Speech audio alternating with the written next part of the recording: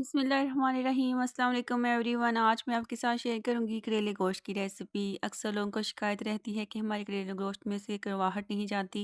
इस तरह से आप करेले गोश्त बनाएंगे तो बिल्कुल भी कड़वाहट नहीं आएगी। तो चलते हैं रेसिपी की तरफ। करेलों को मैंने अच्छे से वॉश करके इन्हें छील के इनके बीज निकाल लिए हैं।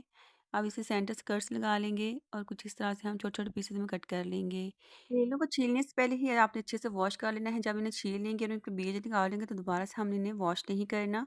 बस इस तरह से हम इन्हें फ्राई कर लेंगे। हस्बैंड और कढ़ाई में हम ऑयल ले लेंगे। जब ऑयल गर्म हो जाएगा तो इसमें हम प्याज को डाल के गोल्डन ब्राउन कर लेंगे।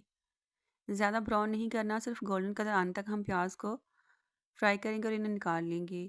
अब इसी ऑयल में हम करेलों को डाल के फ्राई कर लेंगे। 5 से 7 मिनट में करेले हमारे अच्छे से फ्राई हो चुके हैं। अब इन्हें हम निकाल लेंगे। चिकन यहाँ पे मैंने लिया है आधा किलो। जब भी आप करेले गोश्त बनाएं तो चिकन आप थाई का ही यूज़ करें, क्योंकि ये जूसी होता है और करेले गोश्त में इसका बहुत ही अच्छा सा फ्लेवर आता है। चिकन का पानी जब ड्राई हो जाएगा तो इसमें हम डाल देंगे 1 टेबल स्पून लहसुन। इसे 1 से 2 मिनट के लिए फ्राई कर लेंगे और इसमें डाल देंगे ब्राउन किया हुआ प्याज। साथ ही इसमें हम डाल देंगे टमाटर और सब्ज़ मिर्चें और मसाला जात इसकी नहायत ही आसान से हैं, वो डाल देंगे और इसे हम भून लेंगे 2 से 3 मिनट के लिए। मसाला जात मैंने ऊपर मेंशन कर दिए हैं। 1 गिलास पानी डाल देंगे, उसे ढक देंगे हम 5 से 7 मिनट के लिए ताकि हमारा चिकन गल जाए।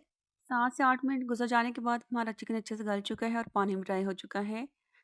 अब इसमें हम डाल देंगे फ्राई किए हुए करेले। करेले डाल के यहाँ इसे भूनने की ज़रूरत है। इसमें डाल देंगे हाफ कप पानी और 1 टीस्पून इसमें डाल देंगे क्यूमन पाउडर और 5 से 7 मिनट के लिए इसे हम दम वाली आंच पे ढक के रख देंगे ताकि हमारे करेले भी अच्छे सॉफ्ट हो जाएं और मज़ेदार से हमारी ये करेले गोश्त तैयार हैं। मेरी ये रेसिपी पसंद आए तो मेरे चैनल करने हैं आपने लाइक शेयर एंड सब्सक्राइब। तो मिलते हैं नेक्स्ट वीडियो में। इसे सर्व करें ग्रीन चटनी, सलाद और तंदूर की रोटी के साथ।